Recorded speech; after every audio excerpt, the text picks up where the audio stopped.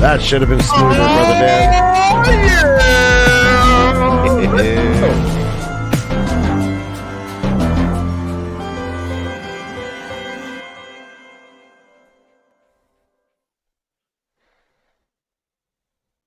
As Prince says, bump, bump, bump, bump, bump.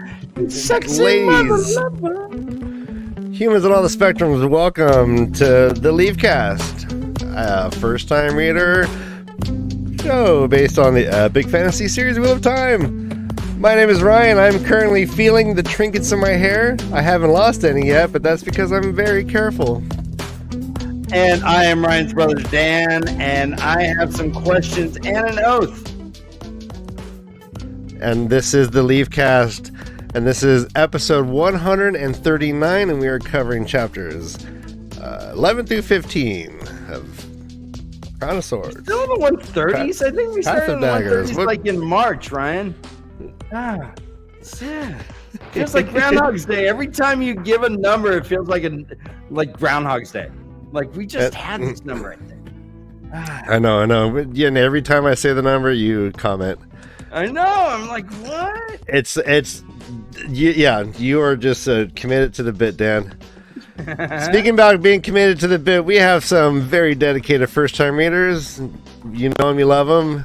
These guys are great. They stop reading when we ask them to stop reading. Who does that? Who does that? Really? Yeah. No one does that.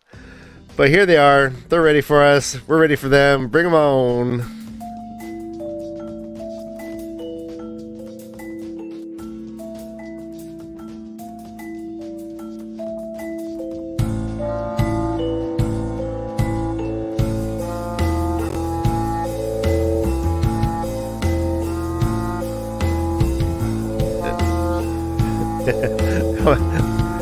A lot of segments, a lot of changes in one 5-minute break. Hey, everybody.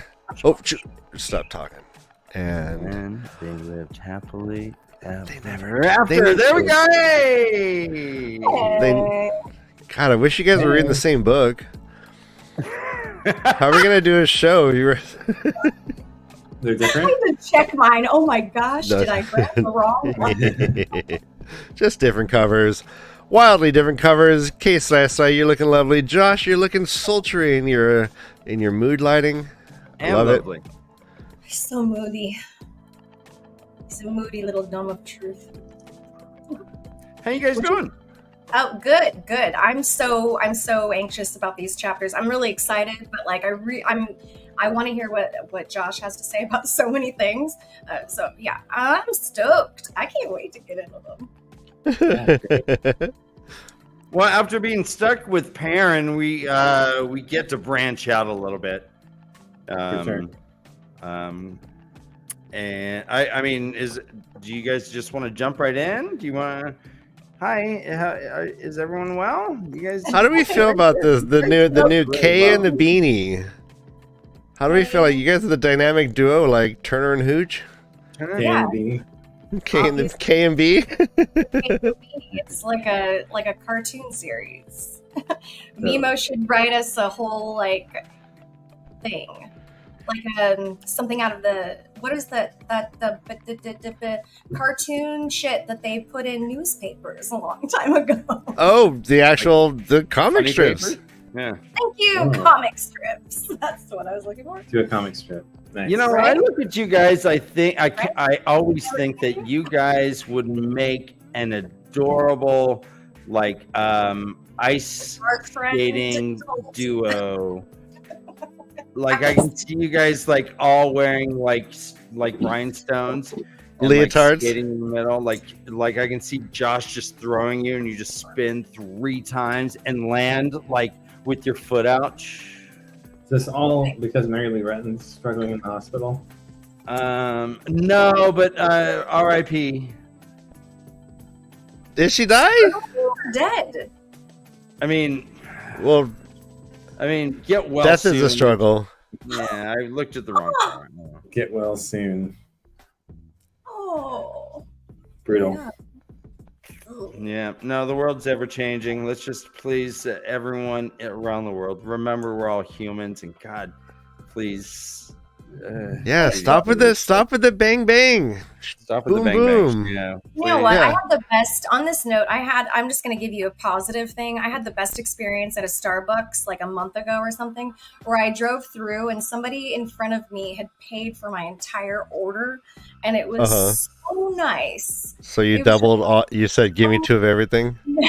No, I didn't, of course. It was just like one of the best things. So like there are nice things that people do sometimes, and maybe we can all do that. I want to do that soon, for somebody behind me, like maybe a family or something. I don't know. That was really sweet though. Anyway, just saying, some things are nice. Hey, and fast forward. We've had a rough week. Yeah. Shit. News week. Anyways, hey, we're here together. Thank you guys. Let's get into the chapters, brother Dan. Chapter 11. Are all together now, aren't we? I love you guys. I'm glad we're here. I'm glad we did. Oh, and Tom would love to be here, but he's not able to. And let's send him and his family well wishes. Yes, indeed. Yes, indeed. Yes. Well said. Yes. Chapter 11 is called Questions and an Oath, and it is a Savannah point of view. It starts off with that. She walks into a barn. Looks and smells like it's kind of like the torture barn. And up there is a guy who's been captured, a Shanchan. He's hanging by his wrists from like the top up there. He's groaning, but then he like dies right then. They're like, shit, rats. Another one. Another one. They're like, yeah, we should have let the maidens keep him. They know how to do this better than us. We're just not that good at it. Like, what do you think they're doing? Were they playing Operation on him? Yes. And they're just nonstop buzzers. They're talking about her wetlander friend Kadar. Now you remember who Kadar is, right? Morden. Kadar is the one who gave him who sent him traveling. Said, "All right, here, I'm gonna make a gateway for you." All the Shido jumped out into Dumai's wells. They got him in half. Tore up. That's right. It wasn't Morden. Morden was watching. It's Samael, right? It was. Who was the wetlander that was killed? No, we just talked about that as the Shanchan. It was the Shanchan. It was a Shanchan they captured down. Just No, a but rando. Okay. And, Why do they refer to a wetlander that was killed? We can get to that. It's fine. Well, I mean, we learned that not only did they have like a traveling box, but apparently also what they call a binder, or like an oath rod, right? Yeah, but with number 111, 133 or 113, yeah. What do you make of that number, Josh? And did you do a numerological histogram? Did you do the Tai Chi? He's like, that's the number of points in a star if you look at it by pi. Yeah, I don't know what to make of it. Okay. Well, it does suggest that there. We knew of one oath rod. Now we have another one that looks just like it, has different numbers. So yeah, maybe there are there were over 100 made. Who knows? Who knows? Maybe they're numbered. They're numbered. They're numbered. They're just there's nothing besides it just being a category, numbered. That's so funny. Yeah, you got to keep track of this stuff. I mean, if you're having someone swear oaths. So I was thinking, like, what if it was like a police force, Ryan, and you have to like put your gun back, when you're off duty. So they put their own like oath rod back, hey, where's number 113? Oh, 113. Oh man, I left it in the car. He gets it. That's yeah. I assume it's more like a Colt 45 situation, but Oh, so it's like a Just serial number? a brand name. Yeah, yeah. Oh, okay. Okay. Or there's 113 oaths that these people had to do, which is pretty exciting. I like to think about how many oaths you have to follow. I think. Well, I mean, so all right, that's a good question. So, how many oaths could you have someone swear on this thing? Do you guys think? How many? Or the oath rod itself? I mean, we know that we do 3. Could they do 103? Could they keep layering oath out on oath anytime they want? I mean, what do you guys think? And what if one contradicts each other? It's like one pope can't like contradict a previous pope. Well, we know that like the Black Aja oaths kind of they override the other ones, right? So that they can take more. I don't know why that is, or like I don't know why that would be that way, unless like obviously the dark friends are stronger than the and all of the chosen, and I don't know. Ugh. Well, didn't she say that this oath rod could override her 3 oaths? She something like that when she's having it done to her. Let me see. I did underline it here because she was asked to swear to obey to Savannah.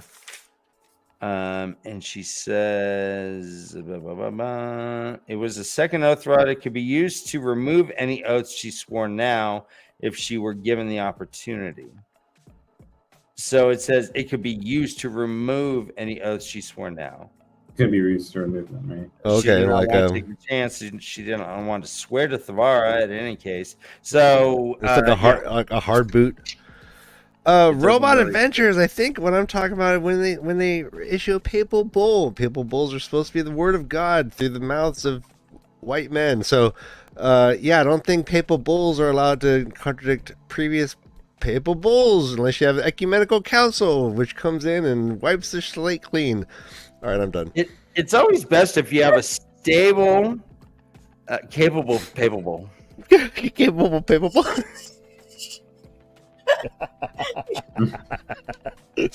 yeah. More like a culpable papal bull. Capable, culpable, capable, pulpable. Pulpable? Like orange pulp? Yeah, like super pulpy. Yeah. Palpable, pulpable, capable. Okay. You know how Pope Francis likes his orange juice? Pulpable? Served to him by little boys. Sorry. Sorry. In robes. In robes. In robes. Little boys carrying like the smoke things, like from the show. Willow joined us. Yay! Hi, Willow. Pretty awesome. Great. We get numbers here. We get that there are 300 wise ones with the Jumai, that there are 10,000 did not return, or it says, hold on. More than 10,000 did not return. Here we have little more than a third of that number, even counting the brotherless. So they have about 3,000 in the camp, including about 300 wise ones. So I guess 10% of everyone there is a wise one. Just, I don't know, math, guys, math. I'm smart. Math, yay. There was a brotherless guy who comes up and he's like, hey, yeah, I just want to know, we got an issue over here. They're saying we can't get all our shit. Like, we're here for our piece of the pie, but they're saying that we don't get it. Can you judge Judy for this? What's her name? Savannah says, these girls here, I'm sure they'll give you fair judgment, guy, and I'm certain they will speak in favor of the Meriden. Everyone's like, what the fuck? You shouldn't say that. That's, hey, Wapner, don't say what Judy's gonna do. You know what I mean? Mm-hmm. So we saw last time we saw The last time we saw Kadar, we saw him go through as Samael, right? He and Grendel reappeared with Moradin or Shadar Haran watching them in the dark. Uh-huh. Mm-hmm. Right. Yeah, and he like gleefully like cut him in half and like let just for the fun of it. Right. By closing the gateway on him. Yeah. Wait. Is that what happened? On a servant, I think. Yeah, on like. That was on the servant, not on Samael. But, No, I thought that Aiel weren't the Aiels running through and he just kind of like summarily cut a couple of them down. And the husband, right, who you just saw the bodies flying through at him, and he's like, "Oh shit, we got tricked." No, and he saw 'cause them all coming on all the sides. I think and you're getting that confused with the gateway on the top of the tower before we saw the Gray Man or the Gobam. He like crushed the blood out of the guy, but that wasn't with the gateway. I rarely am confused, Josh. I mean, I might be getting confused. I wouldn't be surprised. I think Josh is right, but hey, I'm playing 7-dimensional chess here. Wow. No, but Brother Dan, are you? Is that your memory? Is like Kadar? We see him meeting with right. Savannah, and he gives her this fucking thing, and she's all, "What the fuck?" And then he makes a gateway, and like a bunch of Aiel go through, and it's like a big trick, and they all die in a big battle. Correct. And that's what they address here. They're like that wetlander who sent us off to just go die. So they thought they were going somewhere else. I can't quite remember where he they distributed them to the winds, basically. But yeah, he threw them all across, and a lot of them were thrown right into Dumai's wells. The Nabahar gateways. Okay, was that where it was taking place? Was in Nabahar? Yeah, so Mashadar killed Samael, right? A capable, and Nawadar Mashadar? Yeah, this is getting track of Nabahar Mashadar. Yeah, rare thing. Ben? Yes. What about the traveling boxes? Yeah, he gave them the traveling boxes, but what does that have to do with Samael dying? We've got bowls, we've got boxes. So yeah, no, I've never said Samuel died. No, I'm saying Samuel closed the gateway on a bunch of people, just like for fun. Like now I understand what you're saying. Okay. That's not what yeah, maybe. Yeah, we still got that fucker to deal with. Yeah, maybe. Yep. I do have. Let's see. Drinking obligation here, guys. Quote. Oh. She wanted to touch its smooth length with her fingers. Okay, yeah. What the fuck? I mean, yeah, I'm not sure what else you would touch it with, but oh, wait. Actually, my imagination's pretty good. Yeah, Jesus, Dan, hello. Say hello to Dean Moxley. I think he's a drinking obligation in What's himself. up? I was just thinking about pocket pussies. And then Dean Moxley comes in. Whoa, Dean. Wait, hey, hold on. Wait. Ryan says things that doesn't necessarily reflect me or the way the Leaf is a global conglomerate. Okay, so can I just say something though? I really love. Can you hear me? Yes. Okay. Yes. I super loved how they described Savannah. Is it Savannah or Savannah? Either one. Anyway, whatever. Let's call the whole thing off. Right? More bracelets and necklaces than any woman there, except. Oh wait, no, Samarin. Sorry, Samarin. It wasn't Savannah. Samarin, yeah. More than everyone. That's right. Nice. Yeah. Rubies and sapphires, which rubies always makes me think of the dagger, so it always feels like that's darkness, you know?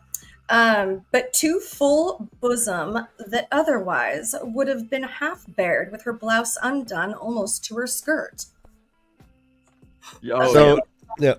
Cleavage ever, right? That's deep.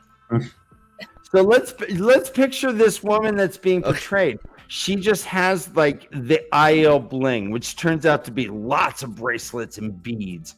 She's got her shirt down to like her navel. She's got an ample bosom. She's walking around like the head bitch in charge, right? And she is like, she's gaudy like Phyllis Diller or something. I mean, like give us an example. Who could play her? Yeah. Out of like some like Mean Girls movie, she like strolls in like some bitch that's new in school, you know, but she's like cooler than everybody else, and she's got her, you know, shit tied around her waist, and she's just got this like best bosom, and nobody has boobs like that. Where did this girl come from? Is she 24? I don't understand. And you hear her clicking, her arms are clicking before you even see her. You like hear the clink, clink, clink. Yes, Yes, All right, hey, before we go on, battling guys, let's say goodnight to MaTsDaGger. He's hitting the hay early. Sleep well and wake, our friend. Yeah, We you're the love best, MaTsDaGger. MaTsDaGger. We love you. Bye. Oh, I miss him already, and I don't even know if he's gone. And I miss the concept. Hey, oh yeah, of that don't forget the leaving. rule though. If you have to pass out, you got to keep the stream on mute Oh yeah, that's right. to the end. Right, Watch that's the how they end. weird girl, yeah. Keep Like, it running. you're gonna mod, you gotta keep it going. Turn the volume down. You're fine. Yeah. Yep. Actually, it's nice to fall asleep too. Then we jump to No, we're the Yeah, worst we to jumped fall to- asleep to. every once in a while we'll just go. Yeah. MaTsDaGger, wake up. MaTsDaGger, wake up. Wake everybody the fuck up. Wake up. Why'd you put the keys up on the table? Then we jump to Galina Casbon. Galina Casbon. Sure, yeah. Like it. Think it's not kosher. Galina Casbon. She is fucked up. So she slapped a wise one. So she's hanging from a goddamn like bag. So yeah, here it is. Only Galina's head stuck out from a leather sack that hung suspended from a stout limb of an oak. Directly beneath the sack, coals glowed in a bronze brazier, a slow burn, heating the air inside the sack. Her thumbs were tied to her toes. They put a powder on her. It says had emptied a pouch of some fine powder over her, and as she had begun to sweat, it had begun to burn like pepper flung in her eyes. Yeah, I think they filled the bag with. Damn, they filled the bag with Pop Rocks. Pop Rocks. Pop Rocks and like. And as she sweat, they just started igniting on her. And like Comet. Ooh, this is a great point. Galina Casbon, the only Aes Sedai we know canonically was who was hot in the sack. Oh, That's great. Yeah. No, too soon. Well, no, that just No, soon jeez. I was just saying how fucked up it was. I had Schadenfreude, and I was stoked. I was like, man, this is creative. How gross is that? They tied her thumbs to her toes.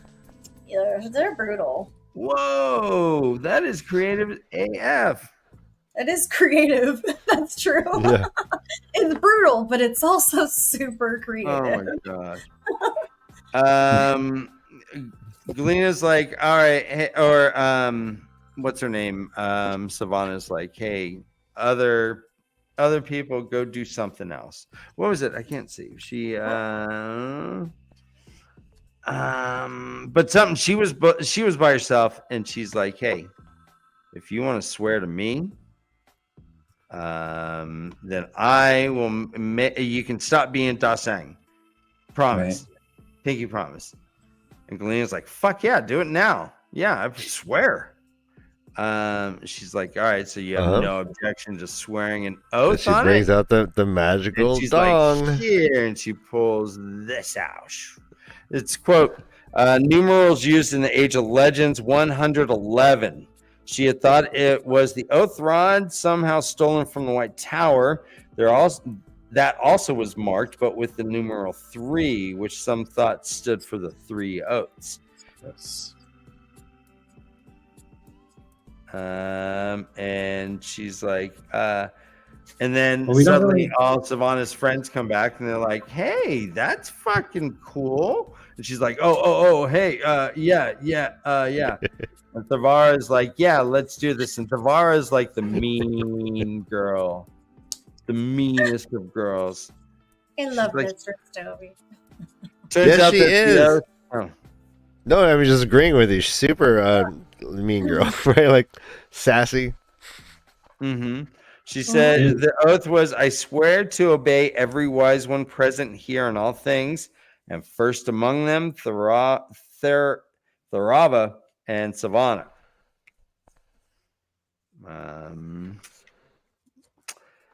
She's like, oh, she feels it land on her, gets all tight. She's all, oh god, this The oath lands on her.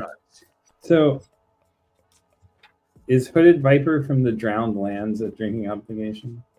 Yes. Yes. yeah. Back when back when condoms were a thing.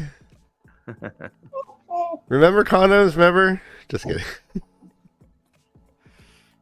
Tharava right at the bat says, all right, let's see how this thing works. Hey, you can't tell us a lie. I command you not to lie.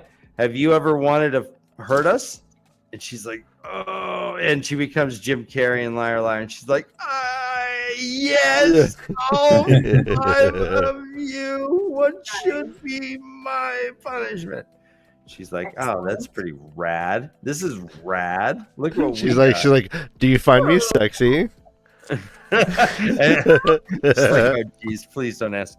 So she's like, all right, cool. Quote, you will not touch Sidar or channel unless one of us tell you. And she's like, yeah, go ahead and release the shield. She's tame. She's ours. Like, damn it. So why were the Oath Rods created? Do we know? Was it created at the beginning, like when the Aes Sedai were created? Well, in the last chapter of this section, we learned that, like, the oaths are what bind. They're like the heart of the Aes Sedai, right? And Spawn goes into that big speech with Egwene, which I love, and such a good moment, epic moment. And she goes into this whole speech about how you can't just get rid of the 3 oaths. That's what make us Aes Sedai. Like, that's anybody can channel, like any. But isn't that a punishment for participating in the breaking of the world? I mean, the Aes Sedai only do the 3 oaths because they have to be kept in check, because the last time they weren't, they broke the world. Well, but the Aes Sedai didn't do that. They did. They and the male channelers broke the world. Well, that takes 2 to tango, Josh. It's more than just the Aes Well, it's just Sedai. that the males went mad and the women didn't, and the women killed them. Right. Well, that feels like survival of the fittest. And then the women created the White Tower to show society that they can be trusted, because they're now under the 3 oaths. Right. Yes. okay. So yeah. There's probably both things are true, right? Like, it's. I feel like But if the Oath Rods come from the Age of Legends, that's before the breaking, right? Yes. Then what? What do you think they? Okay, so if perchance they were from the Age of Legends, what were they used for in the Age of Legends?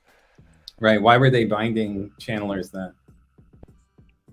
Yeah, good question. What reason would you have to bind a channeler? Somebody broke the law, or like? Or the 3 oaths, like that is the Aes Sedai law, or the 3 oaths. So, weren't they doing the 3 oaths before in the Age of Legends? Do we know this? Aes Sedai happened after the breaking, as far as we know. Well, no, they were all Aes Sedai, right? Like, men and women. They were all Aes Sedai, correct? But there was no White Tower. The White Tower was created after the breaking. But they were still Aes Sedai. Okay, so yeah, so during the Age of Legends, they could, I guess maybe it was a way of controlling people who could channel. I don't know. Well, you're gonna have to get a strong read the fuck off. Okay. Yeah. Okay. Okay. Yeah, just we haven't had one of those in a while, but yeah. Yeah. No, that's a good one though. It turns out that they talk to Savannah and say, "Hey, guess what? You're in a weird spot because not only are you a wise one, but you're a clan chief too, supposedly. So every clan chief has a wise one advisor. You're just going to take that one role of clan chief, and Thavara is going to be your advisor." And she's like, "And my first advice is we go north." She's like, "Yeah, we should go into the mountains and mist and establish a hold there." But she says, "No, we're going east and we're moving tomorrow."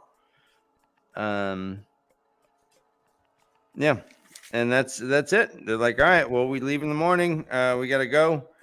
And Galena's like, "Yep, my life sucks."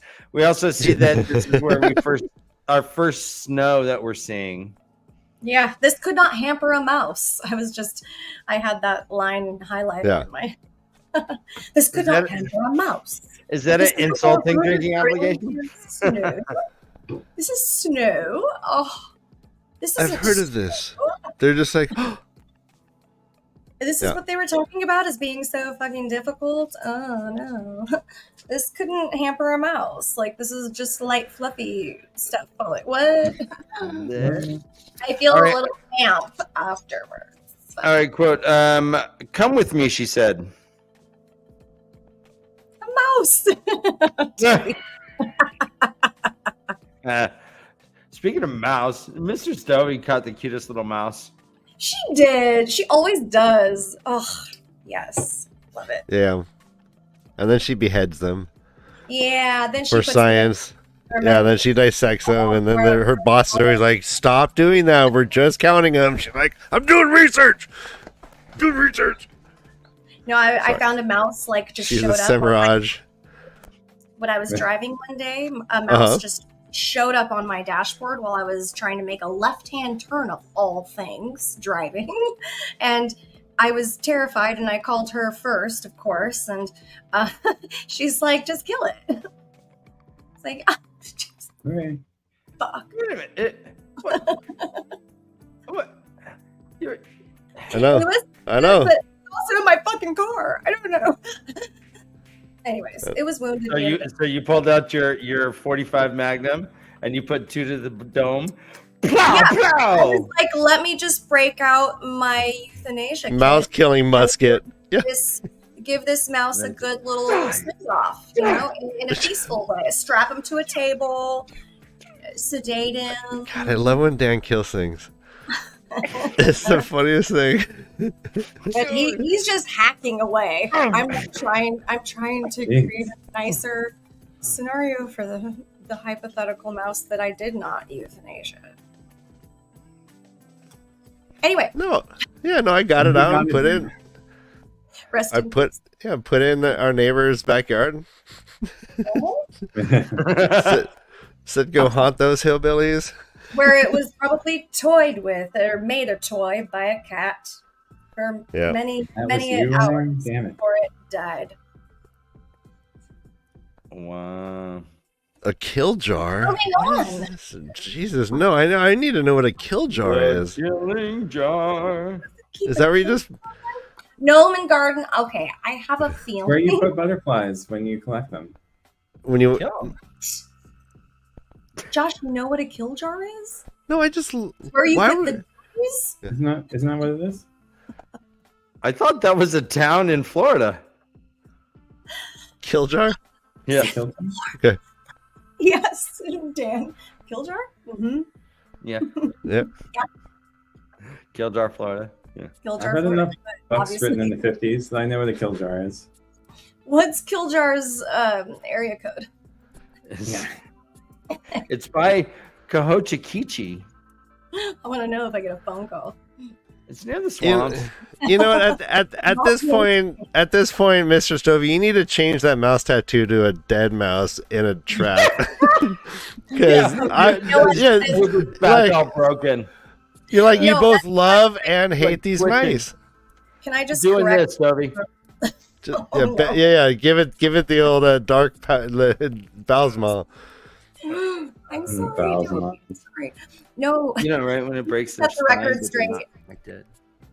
Dovie did Yeah. suggest the snap Yeah, trap. no, I didn't do that.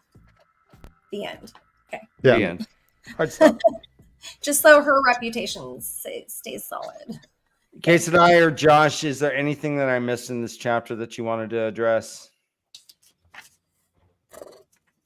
They're pretty much going east to just loot. They're like, this fucking land is so juicy. It's like a turducken. It's like a turkey stuffed with a chicken, stuffed with a duck. A turducken? Yeah. Oh, I know what a turducken is. No, Mistress Dovie is the red Aja of against, and mice are her prey. Wow. Yeah, I got to tell you, I'm pretty cool with certain things, but mice. Oh man, I'm not awesome with mice. Yeah, no, Sin, the way you tell is by them showing up on your dashboard when you are trying to make a left turn. And that means that's a bad mouse? That's a bad mouse. You want to hear a crazy story? So I had one mouse in my basement, and I saw it. I was playing like PS4 at the time, and I was like, oh shit, there's movement. I saw something. And so it was a mouse. And so in my basement, I had just taken from like the ceiling thing was like excess, like a circular tube, like an aluminum tube thing that wasn't doing anything. And I was drink. Oh, is that, are you telling? Oh no, Dan's getting personal. No, seriously. So I had this thing on the ED. ground. I had this thing on the ground, and it was flexible. It was like just like duct stuff, like flexible duct, like aluminum kind of, but not aluminum, just silver duct. And then the mouse ran into that duct thing, and so I just picked up both ends and bounced them up, and the mouse was in there, and so I just carried it out into the woods and let it out there. I didn't have to like do any effort. It caught itself for me, like right in front That's of me. awesome. He's like, he's like, I know this. I played the game Mousetrap. Dan, Diljeet's back. Diljeet's back. You see how that's how the guys. That's how to catch mice in your car. Should have put up like a little duct. They just run right for it. Welcome back, Diljeet. Yeah. All right, so chapter 12. New alliances. We get a Grunda. Oh, okay, yeah. Forsaken chapters are the best. This is my chapter. This is my chapter. Grendel, we all adore because we have no choice. She compelled us. I contact with her, just staring at her, just like hoping she'll look at me. Hoping she looks at, just look at me. You know, it's like she's the Beatles. Taylor, like you go to a Taylor Swift concert, and so many of these girls are like the same people that hang around Grendel. They're just like, oh God, just look at me, Tay. Look at me. Look at me. That is the truth. I hear football games are highly affected by this phenomenon lately because she's dating a football player, right? So it's like there's like floods of people going to, I forget what team she's dating, but probably the whole team. I'm kidding. I'm kidding. Oh, burn. Like that sizzle. Not the whole team, just, which team is it that she has the one boyfriend on that she is dating? I don't remember. Josh, do you know? Nobody really cares, probably, but like it's just a phenomenon. Like everyone's flocking to that stadium for Taylor, just to get a glimpse of Taylor. Here's a funny story. So she apparently is dating Travis Kelce, who is a tight end, really good tight end for the Kansas City Chiefs. There you go. The Chiefs game. They're getting a flood of. So she has been attending a couple of their games. The second game she was at, I don't remember who they were playing, but this one ESPN reporter was at the airport and his flight was delayed and they were watching the game and he said, "We're at this airport every 5 times they show Taylor Swift, I'm buying the bar a shot." And then he did an update and said, "So our flight is delayed some more because someone threw up while boarding." He's all, "That might have been my fault."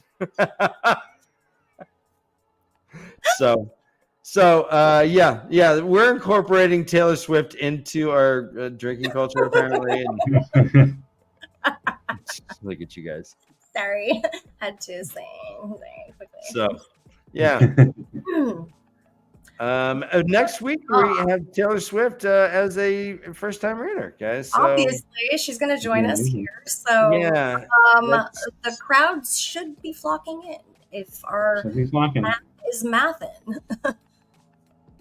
All right, so Grendel writes a letter to Lord Terralde. It's Terralde. Playing the game of houses. It's a spicy meatball. Suddenly, shoom, vertical slash, drinking obligation. Vertical slash.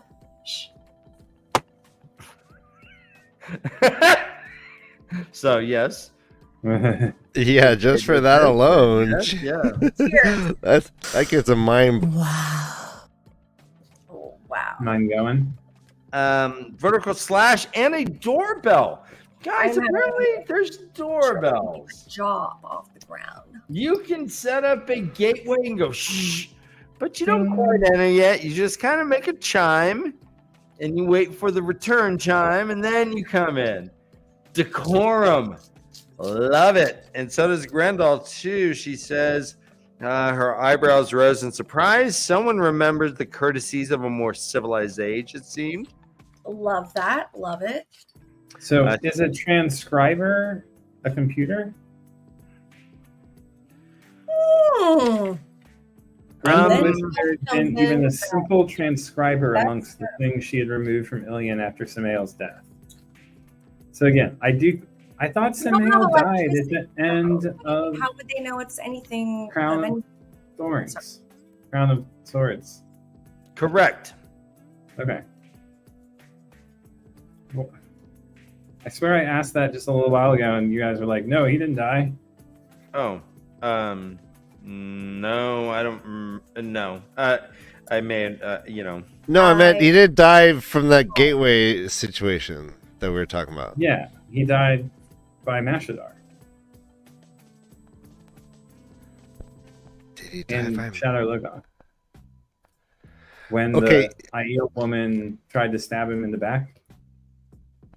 Yeah, I mean, is it one of those things like, do we see a body?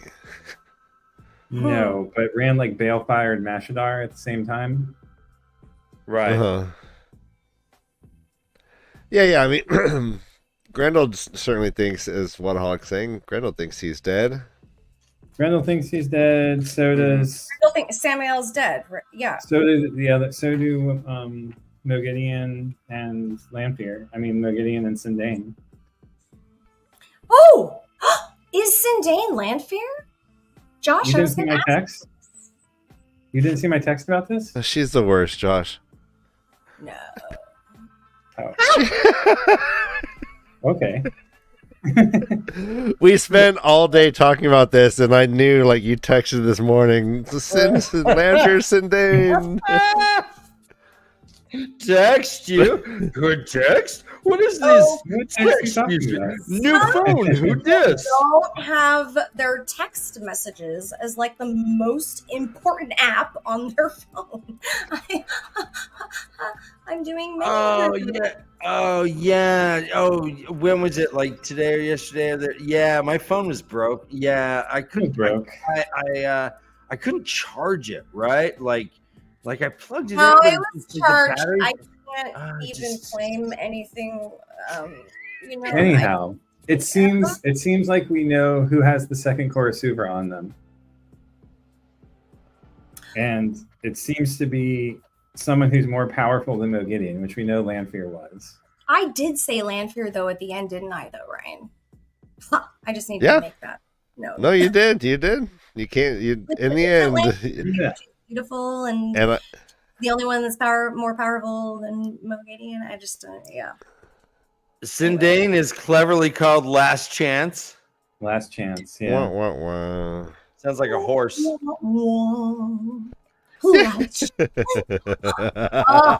why do we think she's called Last Chance though? Like, Because if she screws up again, she'll just be obliterated. yeah, that's what I thought too. I mean, it did point out feels a but I don't couple know. right back to back drinking obligations if you're ready, guys. Quote. Sindane's big eyes opened even wider and she gasped, shuddering. Yeah, baby. Cool. And just like 2 sentences later, gave a start and shivered, biting her lip. Uh-huh. Well, that's when Morden's rubbing their Korsuvra, right?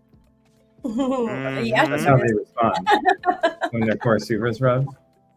So, okay, so here's, so Kay, it says, wrapping her arms around herself, Mogadian shot the silver-haired little woman a scowl, as good as any spoken confirmation.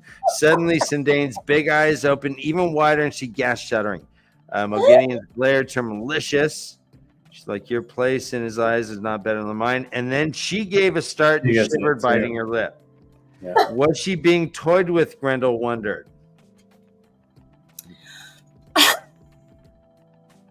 So it is kind of like almost like vibrating panties, right?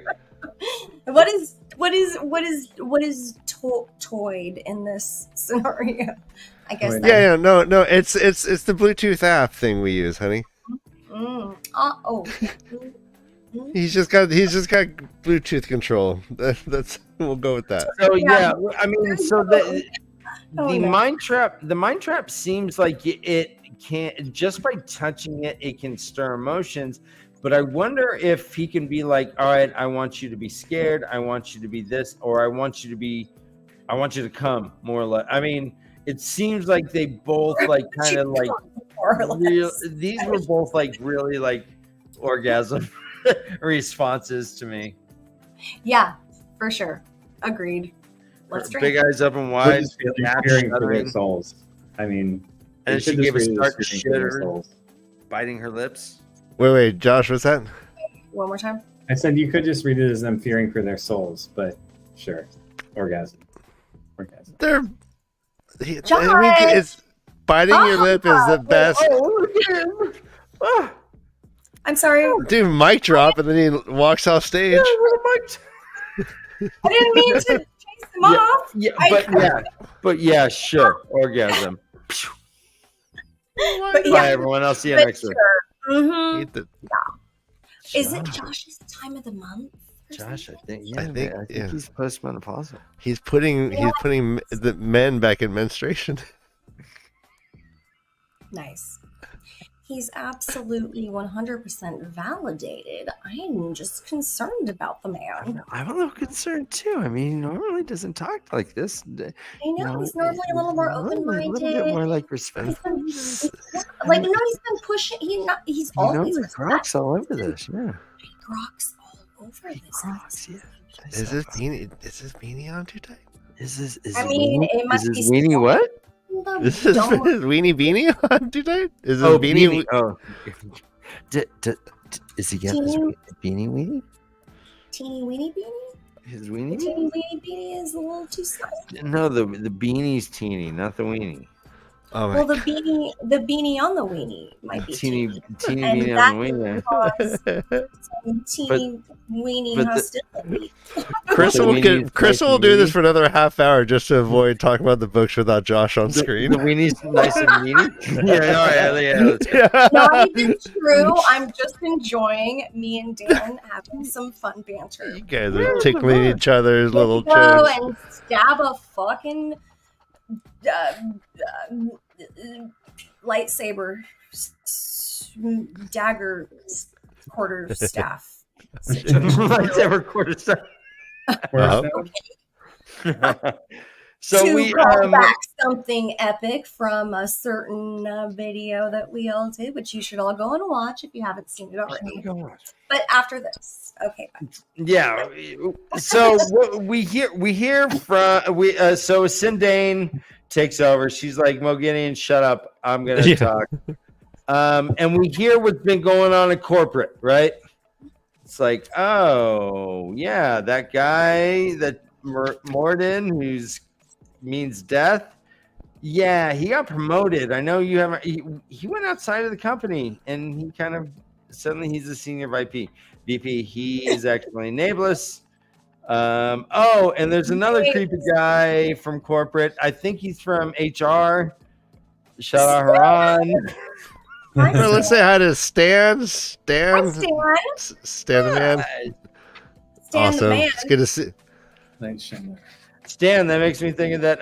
That's a strong first. That's a strong first volley. Oh, I'm your fan. It's nice. Right. It's called If we were playing chess and that's his opening move, I'd be, oh no, I'm doomed. Look at that. God, no. Yeah, your little puppet balls are shriveling right up into your little non-existent scrotum. But I love that Grendel's like, how did this guy get promoted? She says, a man I've never heard of has been named the Great Lord's Regent on Earth? What?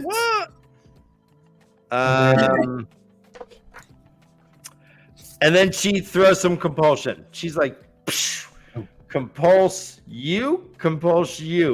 Mogi, Sindane. All right, look at me. The women, quote, stood staring at her adoringly, eyes wide and mouths hanging open in adulation, intoxicated with worship. Woo! Ryan, look at me with intoxicated with worship, please. I love that. Dan, sometimes you and I are just right there, and I can hear your voice doing all the things, and it's so great. It's so good. You're doing a great job, kid. Don't stop. No, don't. I'm gonna chin bump you. Squeeze compulsion tighter. Don't you stop. So did Grendel Intoxicated with worship. Worship is like 60 proof. You got to be careful with worship. It tastes delicious. You don't taste the alcohol at all. But really next thing you know, you're intoxicated with worship. It tastes a lot like church wine. It does not. That's bitter as shit. It's very smooth and more creme de la creme. You know. Okay, what did you make of the black ball that appears in the dead black ball? All right. Does yeah, it's pretty badass the way that it happens. There's the Myrdrell standing there. Does Grendel not know what the true power is? That she doesn't understand how this is done? Oh, that's a good question, because I was wondering the same thing about a couple of different situations here where I highlighted a couple different things about the true power versus the gosh, I gotta find it. Well, let me describe the ball as it's written. It says, quote, a ball of something appeared in the air, a dead black globe, but a silver light filled the room. The mirrors did not shine. They seemed to dull in that light. The birds went still, silent somehow. Grendel knew they had frozen in terror. And she's like, Grendel is tripped out by this thing. Yeah, she's like, man, the special effects in this place are amazing. Amazing. And it turns out that Black Sphere is now a major venue where U2 has a residency in Las Vegas. Check it out. $800 seats. Right? As all said. LEDs. Custom to put those shows on. Okay, let's see. It looks rad. It looks super rad. Yeah, but $800 a seat? That's crazy. I don't know. Yeah, probably. Yeah, I think it is now. Yeah. So there's compulsion being put on the two ladies. Could it be a corpuscule? What did they call? What was it called? What was a crystallis? No, not a corsuvra, but A vacuole? vacuole. Thank you. Could it be a vacuole? Good, yes, yeah. With like special LED lights.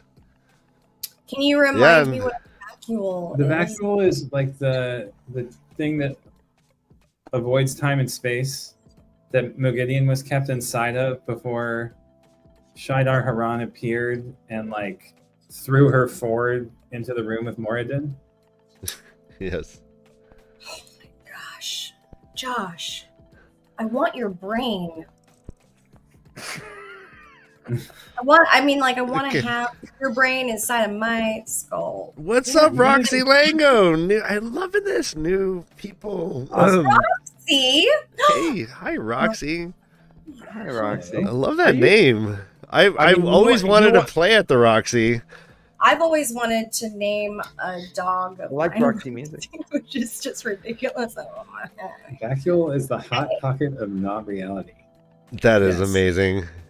Oh. Do you remember Hot Pockets? Do you remember Yeah. condoms? Remember condoms and Hot Pockets, Dan? We're getting a list of 80s references, which is Whole fitting. things I did used to trim my enjoy, ear. or Yeah. Things that we had to put up with. yeah. Hot Pockets were rad. Hot Pockets were rad because they tried really hard to solve the problem of putting bread in a microwave. Right? Microwave it vibrates all. It's friction. Friction essentially heats the thing up. But what do you do about the bread? It gets all hard and stale. So you gotta put a. You got to put that crisper around it, that thing that has like the fake metal, so it reflects, so it doesn't cook actually the outside. It just steams it. They had to work on that shit, man. All right, it was hella science. I'll get to the next level. Hey, everyone, please. I want to hear from chat. What was your favorite Hot Pocket? Let's say in chat. Mine was the ham and cheese. Okay, if you haven't already followed Mistress Dovie on Twitter, you absolutely should, because obviously she's hilarious and it's super fun. You might see her tits. And her catchphrase is unapologetically wonderful. Yes. Tits out for the And so obviously go check that out, because that's not actually what it says. So Grendel reflects on the creation slightly of the Myrddraal. She says, quote, Agenor had thought the creatures were not quite in the world in the same way everything else was. Quote, slightly out of phase with time and reality, end quote. He had called it whatever that meant. Sounds a lot like a vacuole. This is describing describing Myrddraals, but doesn't that sound like what a vacuole is too, out of time and space? Okay. Yes. Okay. This Myrddraal laughs. So is Shaidar Haran literally an avatar of the Dark One? He says, when I speak, you may consider that the words you hear are the great Lord of the Dark. Is Shaidar Haran different from other Myrddraal because he is the Dark One incarnate as an avatar? As an avatar, incarnate as an avatar. I'm having trouble with that. All right. Well, first off, let's do a mind blow. I'm definitely having trouble understanding that. Avatar is like. Oh. We didn't fuck off. Okay. What? No. I mean, no. We've seen. You've seen like the avatar of the creator earlier. Yeah, these are the normal Myrddraal.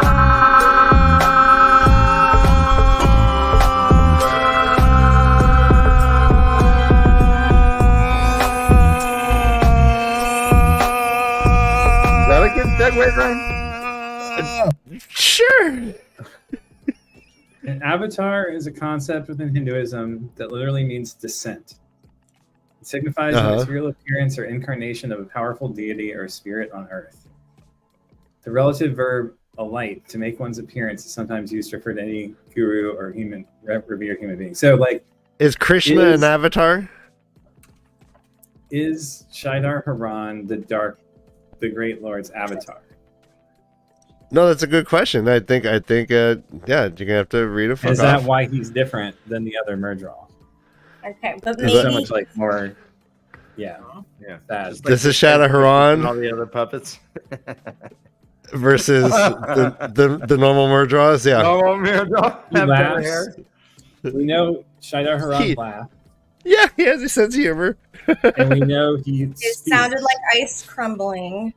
I love that. Which the other Murdral never laughed. You are braver than most and wiser. Shaidar Haran will do for you, so long as you remember who I am. So long as you do not let bravery overcome your fear too far.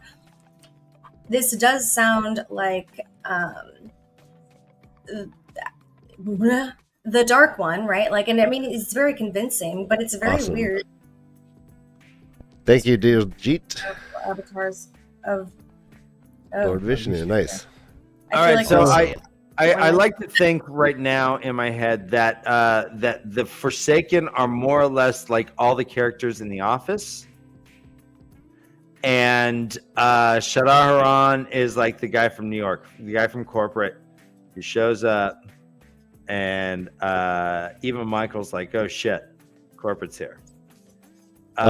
So I invite the chat to go ahead and say which Forsaken are which character of The Office, if you feel so inclined. We'll pop them up and Office slash Forsaken comparison. That's a good question. I don't, guys, have you ever read the glossaries before you finish the book? Or just you're allowed for the glossaries before I've looked things up in the glossaries. I feel like while I'm reading, I have. I do remember knowing that there was a glossary at some point in the earlier books, but I did not remember that was an option at all. I never looked at the glossary when I read. I only looked at it after I finished the books. I didn't. Oh, I would look at it, and in fact, I've looked at it in this book, and you notice that they do change a little bit. And this glossary is especially Spartan in what it offers you. They are funny in what they choose to put in the glossary, because otherwise the glossary can be as large as the companion. I mean, the glossary can be enormous. I thought you meant they fought shirtless and had great abs. I'm saying there's only 300 of them, and they're fighting off of 500,000. All right, I love the Office comparison though to the whole Dark Friends. Thank you. What we got? Let's see. I can't wait to see. Let's go, chat. Let's go. Oh yeah, we got. All right, so Shaidar Haran is Vance Refrigeration. Yeah. If you don't know Vance. If you don't know Vance, then you got a lot to learn about this town, Miss Lady. Or yeah, I think she said lady. I like the truism in this chapter of, though anyone who bought a meat pie in the street these days deserved the bellyache she would get. Right? I remember that sentence too, Josh, actually. How about bought a meat pie in the street? It's nice to like, oh, no, don't do that. Yeah, see, because you'll with the bellyache and you'll be bummed for it. Damn, that's too slow on that one. This meat pie in the streets definitely gets a drink. Meat pie in the streets. Okay, that went right. I got your hot pocket meat pie.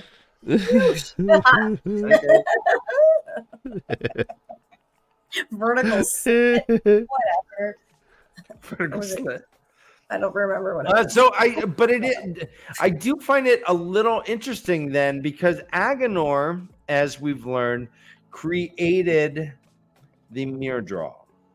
Or it was a byproduct. It was like a genetic weirdness that 1 out of every 100 or something turned out to be a Myrddraal.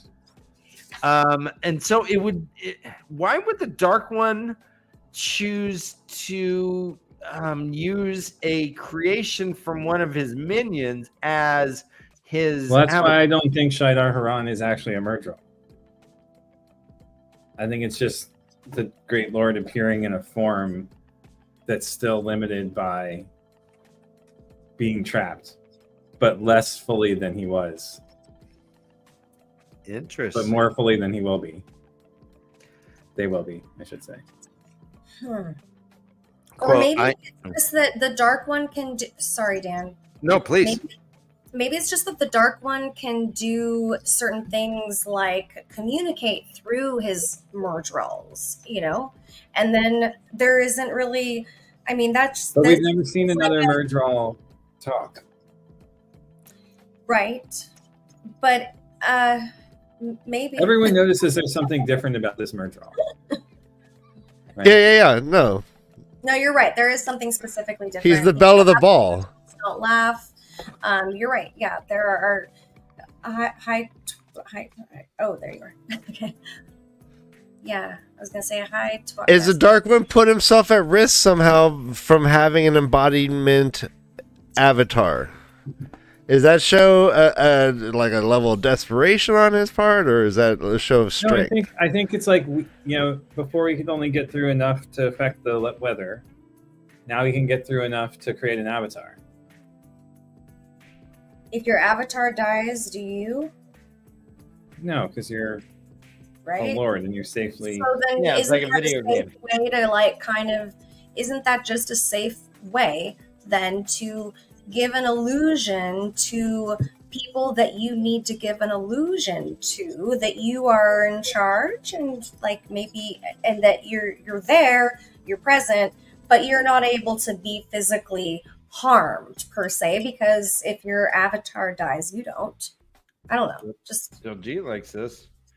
I mean, I just think there's that scene from the end of the last book where after, like, we get a shot, a vision of like someone who we don't know who it is. Presumably it's the Watcher, but it could be Shaidar Haran thinking about their plans. right. Uh-huh. I remember that. Which we never figured out who that was. Yeah. Are you thinking it's this homie G from the industry? If it is, it would make sense that they have plans if they're an avatar of the Great Lord, right?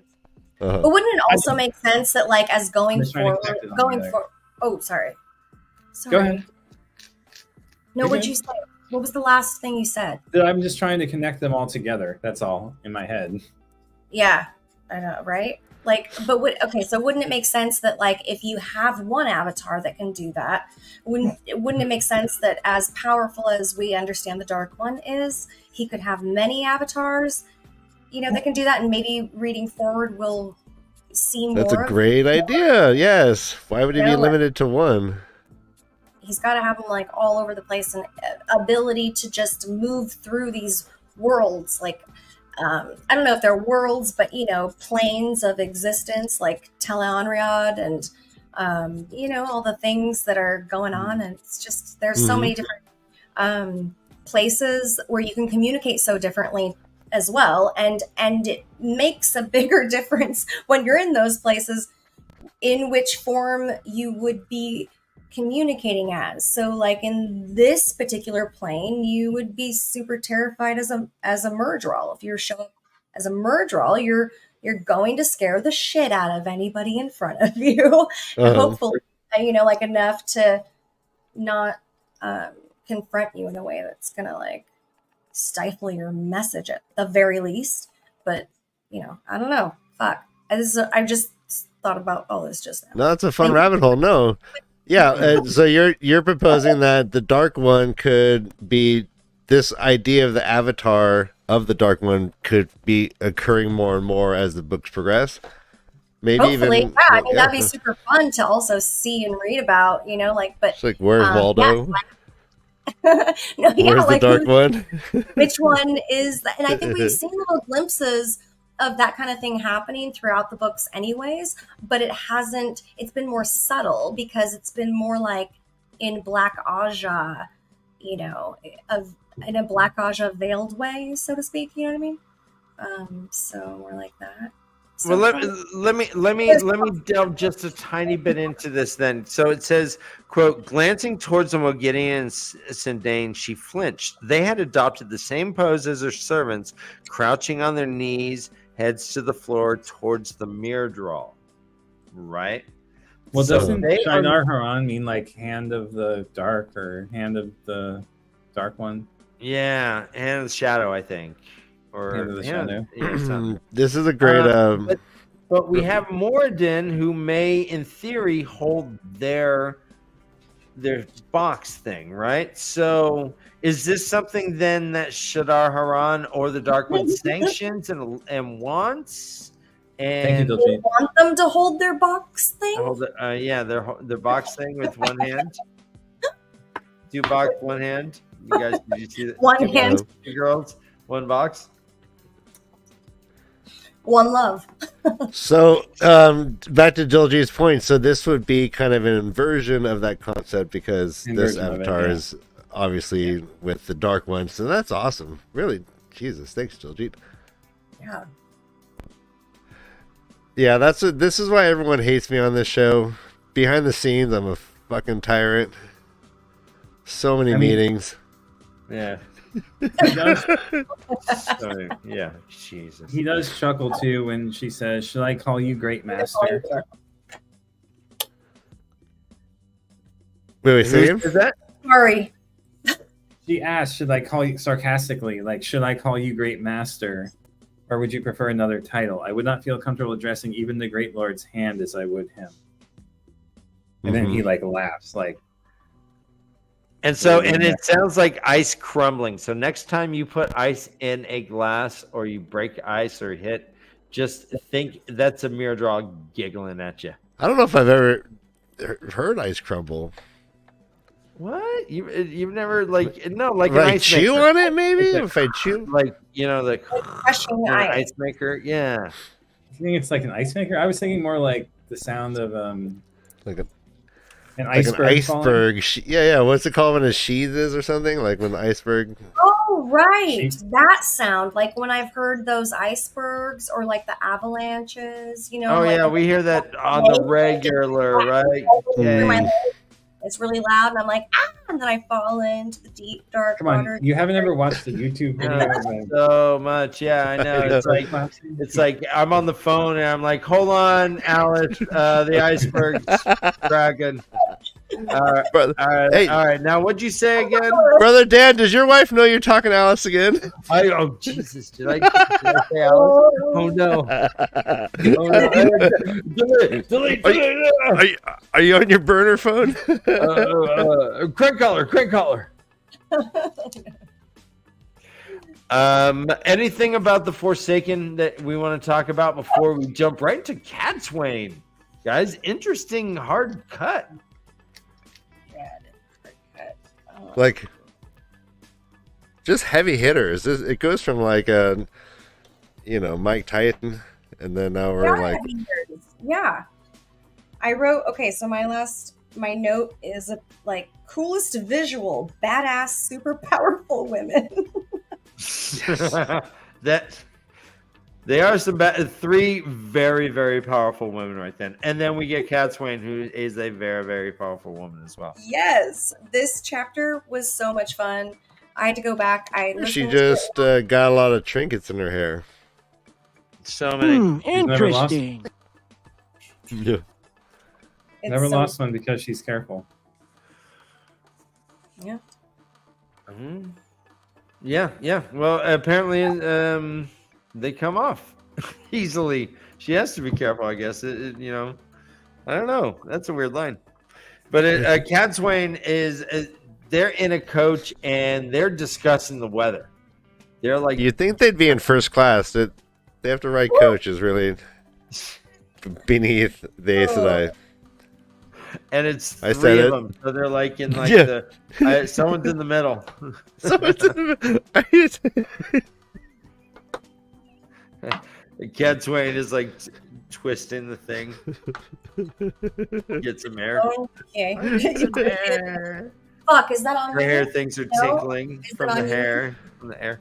All right, so Catswain, The Diaginian is talking about logic and saying, no, this cold snap can't be from the Dark One, because why would he undermine himself? This has to be from some other force. I don't know what it is. And she's correct. The Dark One didn't do this. It was. Doesn't sound like they Brother saw Dan. streak Brother of Dan. Sidar Yeah. Oh, across go the on. sky. Can you repeat that, please? Yeah, my bad. Doesn't seem like they saw the streak of Sidar across the sky. That's a good point. Hmm. That's a good point. They don't mention it. What were you saying, Ryan? Oh, I was just gonna say that, like, clearly everyone knows that throughout all of time, like, temperatures come and go, and there's no real reason for anything that's happening with the weather ever. It's just like, through time, temperatures rise and temperatures fall. No, there's nothing you can do about it. I'm a bowl of the winds denier. You cannot change the weather. It just happens. You either, drought? Hard storms? Deal with it. Deal with it. Oh, I just lost my drinking obligation. This is what I get for not bringing a pen. Bring a pen. Yeah, we need them.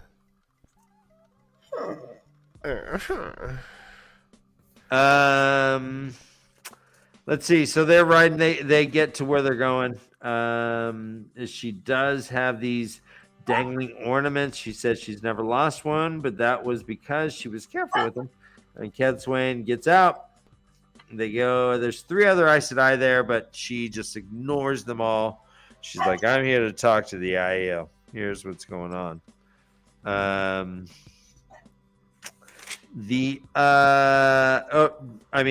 she drops off all the Aes Sedai with other Aes Sedai and walks by herself with the keeper of the keys. I think it's called holder of the keys.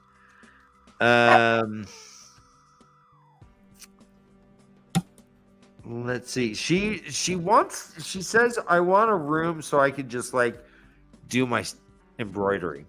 And that's what she gets. She gets a room that she can kind of hang out with. She's working on something that's, quote, the major image on her piece of embroidery was finished, a man's hand clutching the ancient symbol of the Aes Sedai.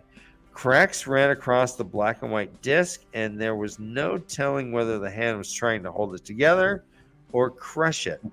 She knew what she intended, but time would tell what was truth. And it says later it would be a disturbing piece when completed. Disturbing piece. What's up with what's up with this art that she's doing? I don't know. First off, I loved it. I want to hang it. I want to see what it turns out. I want to make a punk rock show poster out of that. Be like, tonight at the fucking Flim Flam. Like, I don't think I've ever seen anyone online do their interpretation of what she was doing. That's a good point, Dan. And I don't remember if she finishes it or if this is just a one-off. No, I don't think she does. And it's weird because her whole embroidery like bag is like a modern day woman's purse, like of sorts. It's like, oh, I've got all these things that also don't have, well, she doesn't say that, but it says that she has these things that don't have anything to do with embroidery. So there's like another question. Oh, okay, is it just like stuff she needs? And it does say that it's like basic, it alludes to that, like basically stuff she might need, like a little mirror and other things. But I don't remember specifically what else was in there. And I don't know, maybe it's important, maybe it's not. But I just thought it was funny because You got that passage, Dan? My purse where I just I'm like, well, just in case. Also, let me grab these 4 compacts just in case. Yeah. I'd hate to want it and not have it. Yeah, right. Better to have it and not need it than to want it and not have it. Mm-hmm. Exactly. What is the stuff that, quote, would have surprised anyone with nerve enough to search the basket? Is it a vibrator? Butt plug? I think This it's Yeah, butt plug, yes. These are personal effects. Wow, right? he went from vibrator straight to butt plug. I mean, yeah. He's like, hey, we're still in the realm of vanilla here, right? Vibrator, butt plug. Butt plug. What else could she be talking about? Poison? Double-sided strap-on. I think she just does it. I don't know. Damn it, we're gonna get no ad money for this episode again, Dan. Oh, thanks, Josh. Yeah, way to take away our 0.5 cents we Hey, get. don't shame him. We want him talking about things. I know, I've vibrator in the butt plug. That's that is that's one. I think Hey, that's what Morden was triggering. Wi-Fi. that's what I was saying. No, yeah. So Vibrator in the butt plug. Yeah. that is a new meaning of the word robot adventures. Look at you. Inner space through the butt. Oh no. Inner That space. movie. Oh god. Inner space. At least 6 inches. Oh shit. She did Let me not see. raise her head from the hoop.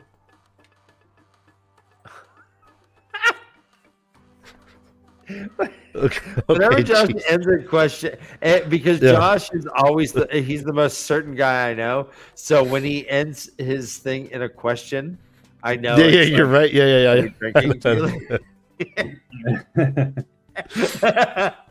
That's really funny. And who's Dan? Who's that? Who's the comedian who just does those one-liners? Louis Anderson.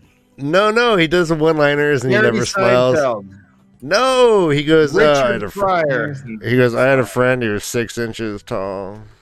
He modeled for statues.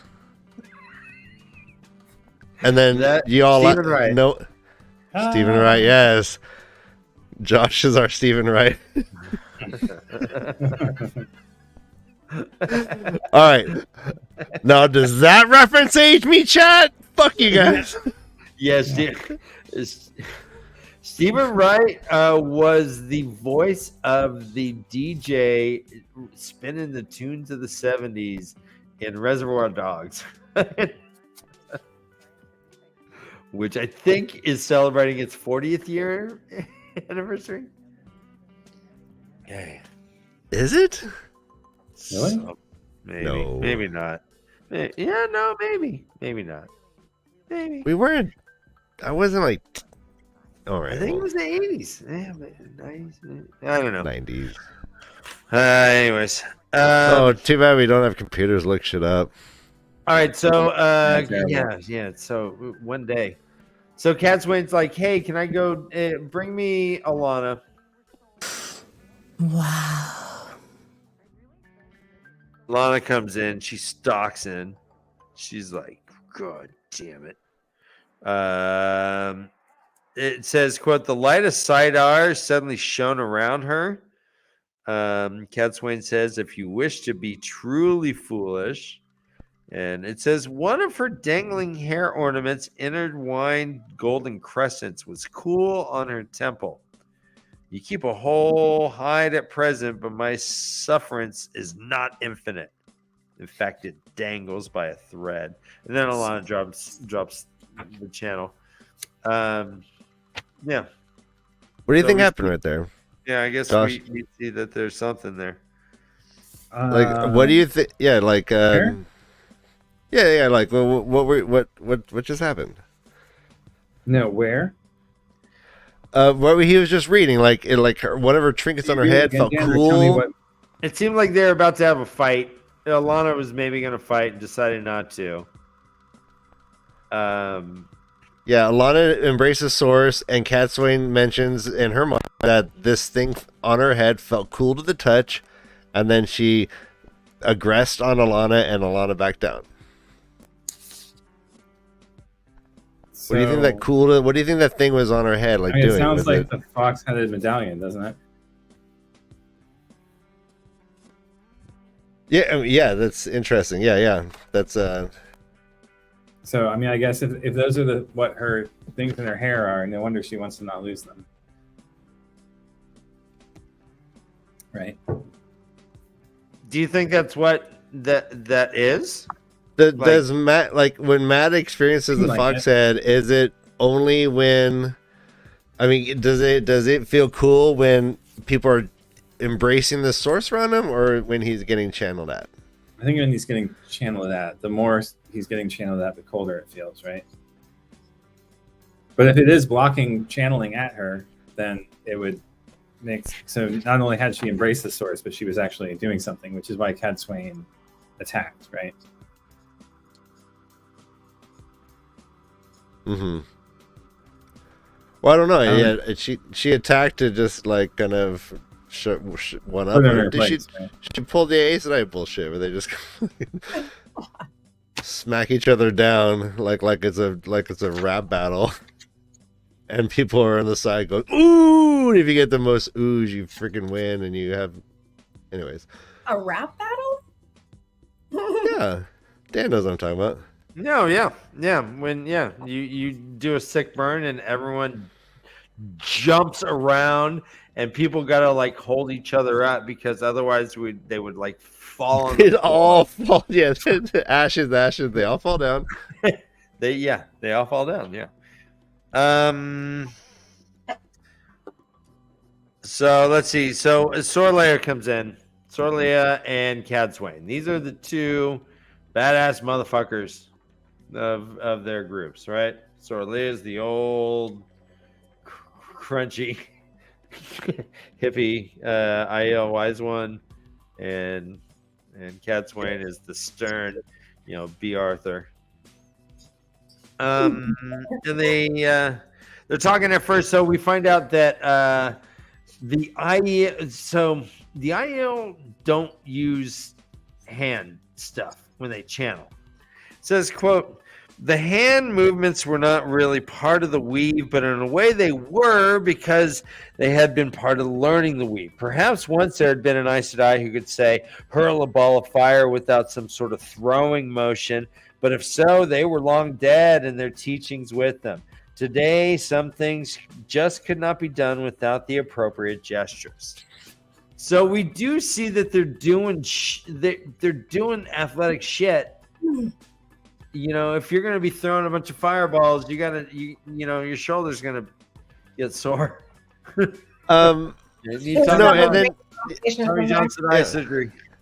And then they mentioned that once you learn how to do a weave in one way, it's nearly impossible to learn another way. And if you did learn another way, it will just not be as effective anyways. Mm-hmm. It's fascinating. But the wise ones are forcing this upon the Aes Sedai with brutal lessons, like they do everything. We'll break these bitches. Don't worry about it. And apparently, Alana's been getting out of some punishment. They're like, well, okay. Apparently, they've been led on to believe that anything that Alana feels, Rand feels. So if they slap Alana across the face, then Rand's gonna get hurt. And Cad Swain's like, yeah, that doesn't work that way. No, go ahead. And we learned earlier that Cad Swain is like, it says, quote, there was no difference between what Alana had done and a man forcing himself on a woman. So she's like, she has no sympathy for this woman. No, but she said she would do it too if she felt like it was going to be helpful. Right. But it does say, quote, she had no sympathy for the other woman. Alana was another line of sisters from Moraine to Elida who had bungled and worsened what they should have been mending. Yeah. Then she's just like, are you done with her yet? Like, you done? Can I get in on this kind of thing? Can I take over? Mm-hmm. But short of killing her, Rand's not gonna feel much because they're so far away. So have at it, because he's really gonna just get like a little like hint of something, and he's not gonna care anyways. So He'll just know that she's mad. That's all. yeah. Mm. Drinking obligation. Quote. Do you believe a man must be hard? Mm-hmm. I believe in magic. The ambiguous accent helped, right? That wasn't ambiguous, Dan. You became Juan Valdez. I did not. It was somewhat French and somewhat Portuguese. Eh? Portuguese? Another drinking obligation. Quote. Nice. Do you Portuguese? The wretched boy was. She had to make him come. Yes. The Sorry, Yeah, I was yeah. reading. That works every time. All right. Well, apparently I was the only one that actually did it, but Okay, fine. kicking You guys are on Grace. camera. You know that, right? I can see What happened? when you just completely. All right, thank you. Thank you. Kicking gray silk skirts in a hurry. These Nice. two women say, "All right, hey man, this guy we need to." They talk about the difference between hard and strong. Quote: "Strong endures, hard shatters." They're like, "Rand's getting too hard, hubba. Too hard already, and he will not stop." Yeah, okay, yep. Too obvious. Oh, He that has was- forgotten how to laugh except in bitterness. There are no tears left of him. So they give each other a water oath. Yeah, Excuse this is me. great. Well, obviously. They said, "I offer you water oath," she said solemnly, picking up one of the cups. "By this we are bound as one to teach Rand al'Thor laughter and tears." And But I then at the guess end, we'll- she was just like, yeah, but if I'll kill this bitch. yeah, she's like, Yeah, she she's did like- not underestimate Soralea's ally or opponent, but Cadsuane knew which target had to be struck at any cost. So, anything in this chapter that we didn't really touch on, besides the fact that they made some weird pact to do something about laughter and tears? Sounds like a James Taylor song. Oh, I've seen laughter, and I've seen tears. Nah, Brother Dan, I thought you were going to say Khalil Gibran, the great Lebanese I'm poet who wrote that book, Tears and Laughter. Around the beers. Oh, So- obviously he was going to mention the Lebanese poet. Khalil Gibran. So is Cadsuane Guys, really amazing. the mover and shaker of the White Tower? That's All right, so define what you mean. I mean, a lot of people didn't even know she was alive. So, like, mover and shaker meaning what? Like, I wonder if she's more important than the Amerlin seat in the end. Which one? ooh, nice. Cadsuane. Like, Cad Oh. Swain seems to me like Moraine plus. Totally, right? It's like Cadsuane came in and kind of took Moraine's place as that like person in the books, you know, like as a little bit of a leader, but not a leader, but kind of just guiding, but all in a knowing. nice highway, you Also know. with her own. So the Amerlin's like George Bush Jr. and Like the mother Cadsuane of all is Dick mothers. Cheney Yeah, Dick Cheney. No, or no, Donald No, Dick no, Cheney no, and no. Donald Rumsfeld. no. Like the mother of all mothers. It's like the mother of dragons type of thing. Like, Yeah, like I the think other Amerlins are all dragons. And they're all dragons. But I mean, Cad- Soralia and the Wise Ones look more like the sisters now than they ever did.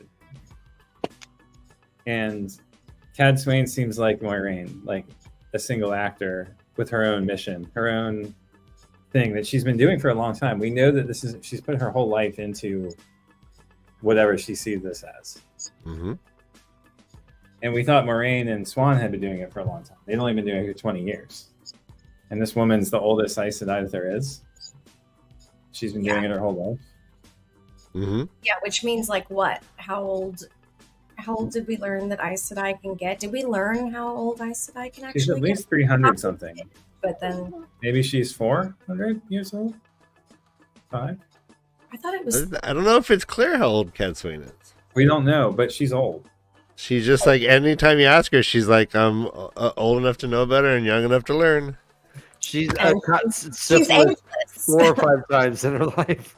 Like, it's separate generations of syphilis.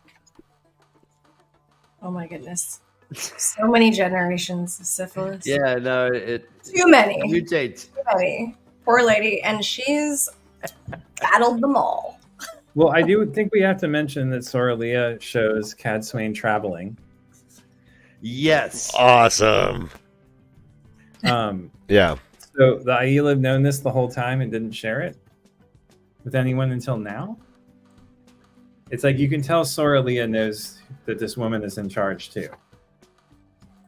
Right, and in fact, Soralia can't make it work. It says, I quote, I can't make it work, but I can weave the flows to show you. Yeah. And she's like, it is called traveling, and Cadsuane is just shocked. She calls it, quote, a very great gift. I have nothing I can give you to compare. And then Soralia, as soon as she said that, she's like, oh, yeah? Well, I offer you water oath. How's that? So how did she get it? Is it something they've known forever? Is it something that they extracted from an Aes Sedai? Is it something they extracted from someone on the dark side? Well, here's what it reads. It says, quote, Alana and Karuna and the rest denied teaching the wise ones how to link, or a number of other skills they suddenly seemed to have. And Cadsuane had assumed the Aiel had managed to wring them out of the sisters held in the tents. Right. But this was impossible. She would have said, yet she did not So- believe that Soralia was lying. Could it somehow have come from Egwene? I mean, it's like I guess they could have. One option is they could have watched in the dream world someone do it, who's now learned, like Egwene or Elaine or any of the women, the heroines who we've seen do it now, who've discovered it, how to do it as a woman. They could have extracted it from a prisoner. They could have known it for a long time and just never shared it. And never used it? Never used it. I mean, Well, like, yeah, and we have it in the chat here. This was They do a love to run, reminder. though. We did. Egwene Egwene did show them. Okay. Last book, I think. Was it last Okay. book or Cool. the beginning of this book? No, last book, I think. not last They book, met. but the book before. 24 robbers. How do you- Yeah. So Why so wouldn't the is robbers this- knock on the door? I was thinking about this point too. So I wish Tom was here. Is this a divergence in the world that, like, can men not see each other's weaves, but women can? I thought I remember reading them being able to feel it, like when they're close. I don't remember the specifics, honestly, because all the facts are getting jumbled in my brain. Between trying to figure out shows and books, like But this does indicate there's a visual element to it, which, we've talked about previously, and I was kind of doubtful of. I mean, it feels bad that that's what it is to me, but Yeah. Like, Rand knows when people are embracing the source. He can sense channeling. If there's... right, but we haven't seen. Can he men, see weaves? You're right. Yeah, like, that's an No, amazing yes, question. He Yeah. can, because Logain, or Tame, when he was showing how to do the test, he's like, watch, I'm just going to show this once, and shows him, and then Rand is able to do it. So I think he learned because he was visual. watching. I think, right? I know we got different answers in I don't know. I thought chat. he was able to see what their body movements were. I thought that's what he was studying. I didn't perceive or understand it as like something that he could see per se, you know, like not like we can see on the show, but that he can just feel it, you know, and sense it when somebody else is channeling. But that's what I remember. I just remember him being able to learn the movements of channeling. I don't remember. We know that gateways themselves leave residue, but that might be the and the residue can be reinterpreted into the channeling. And I'm not sure how that works, but we've seen that. Yeah. Yeah. All right. Okay. I have oh my gosh. Did I seriously lose it again? No. Okay, go on. I'll find it. Water oath. All right, so let's jump into chapter 13. It is a Rand chapter. It's called Floating Like Snow. Oh, talk to me, girl. Talk to me, girl. Talk to me. If one spear breaks in your hand, you do not pause to mourn before taking up another. Okay. Yeah. Yeah. I mean, It's right there. It's just right in front of your face. It's so simple. This game's easy. This has the dragon emblem icon. We learned that there's a fierce reign in Ilion. He's hanging out with all the nobles from Ilion, from Kyrian, and from Tyr. He mentions a few times how he's fire and ice and death. This is a recurring like little mantra. Fire and ice. I'm just gonna grab a pen. Yeah, go for it. Let's see. There's a apparently over there about 10 miles or so in those woods over there. There's about 2 perhaps 3,000 Samael men that are just kind of hanging out. He's like, all right, I'm gonna go handle this. They're like, you shouldn't do that. He's like, well, I do what I want. Dragon. Dragon, baby. Let's see. I think this is a drinking obligation. Quote, only Lord MaTsDaGgerX came from the Kyrian on a gray that had seen better days. You should have stopped. Came from the Kyrian, but that's good. On a gray that's... I mean, unless he's like, okay, gross. Apparently, everyone hates each other. The Terrans and Kyrians hate each other. The Terrans and Ilianers hate each other. Only the Kyrian and Ilianers are like somewhat cool, but not like fully fucking cool. So it's a little hornet's nest of shit. They don't like each other. All the officers kind of are giving the other one side eye and shit. It's just dumb. Let's see. They decide that they are going to go check out Rand's like, all right, I'm gonna go check out this I'm gonna go handle this. He gets a couple of the Ashaman. He's like, hey, who are they? Hopwell, Evan Hopwell, and who's the other one?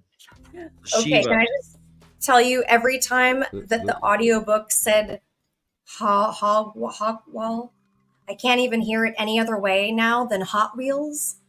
Hot Wheels. That's Nice. the only thing that came into my brain. And I'm not trying to take Lady Catherine's thing because hers are epic. Okay, hers are epic. This was just something I couldn't unhear, and I heard it every time they said it. Anyway.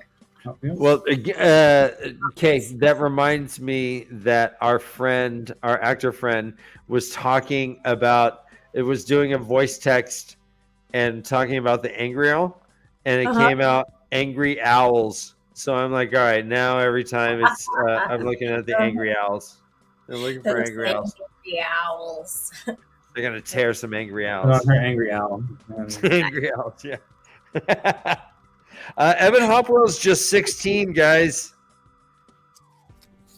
He was only 16. I missed that entirely. He's 16. He's 16. It says Evan Hopwell, just 16, is still with a few scattered blotches on his cheeks. Wore a staring frown that gazed beyond anything in sight. At least Rand knew the why of that, because he had just he has the pin that he's a veteran of Dumais Wells. Dude has seen some shit. He's only he just got his license. Yeah. He's not only just 16, he's 16 with acne, apparently. He can't even vape legally. Yeah, I bet Ewan Fingar is 16 by now in the books. What's he doing? She's probably not blowing people up with the power. No. She's probably writing about stuff to the paper. Still dodging old people trying to hit him. Lews Theron is gone at this point. He hasn't been around since Dumais Wells. Yeah, that's interesting. Like, what does that mean? Like, did he integrate with Rand, or did he run away? Was he subsumed? His gloved thumb slid along the carvings. Is this the last chapter you got through, Josh? Yeah. Okay. We're on 13 still, right? Yeah. So Josh, so we're 13. just doing these three through 13. Oh. Yeah. Okay, I would not have mentioned the other. Yeah, no, it's good. We're fine. Okay. The rain is, so it's interesting the way it's described. It says it was sent by the creator finding mercy at last, or maybe by the Dark One in a fit of black humor. He did not know which. The rain had it's turned to snow.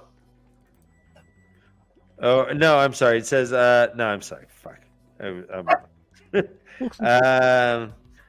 It says here Evan Hopwell is talking about what he's seen, and it says, quote, the Shanchin had not died easily or fast. I piled the bodies in a hollow, he said in a flat voice. The horses, everything, I burdened it all to ash, white ash that floated in the wind like snow. It didn't bother me at all. He traveled to Amador, and as soon as he got out of the gateway, he just kind of stumbled across a Shanchin patrol. Had an issue. He killed them all. 16 years old. Decided to dig a pit, burn them all, and he's commenting on the ash from the bodies of the people he killed. Hey, he became Walt Whitman right there. He sure was. Yeah. I was gonna say walls make for good neighbors, or fences make, but that's Frost, I think. Muttering under his breath as he so often did. I like how Rand was trying to project on him. He's like, "Are you upset because you had to kill women?" Yeah, right. Right. Oh, thank you for bringing that up.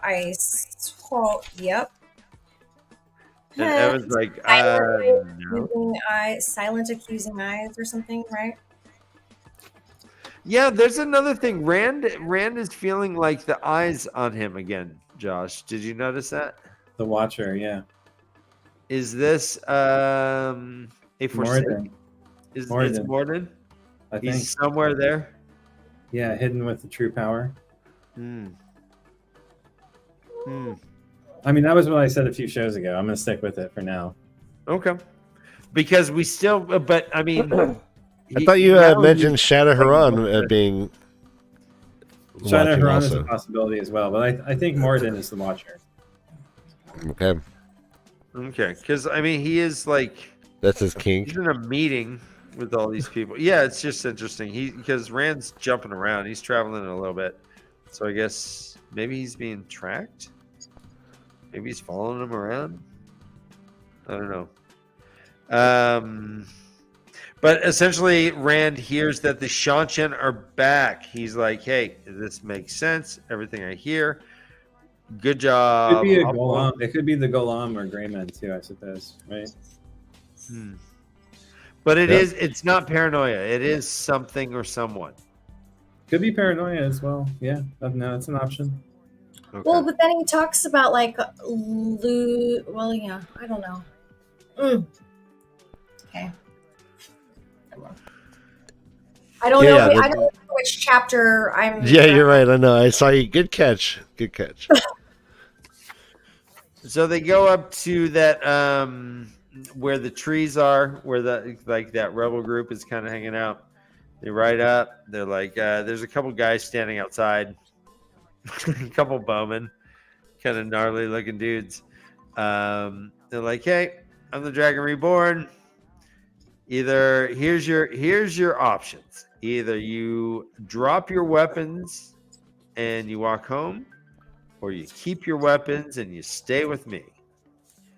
And they're like, well, it's your fucking bandit guys that are burning. You're gonna send us home without our weapons, and then we're just gonna be vulnerable. We're gonna get beat up by people that are claiming to be from the dragon.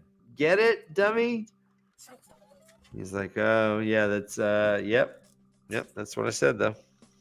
How is it that the Shiva speaks fluent Old Tongue? Right? Ooh, good question. Why not?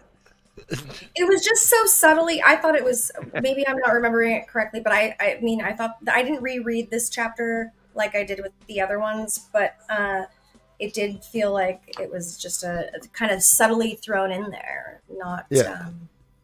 It's like when you learn that your friend can juggle really well, and you're like, "Oh, what?"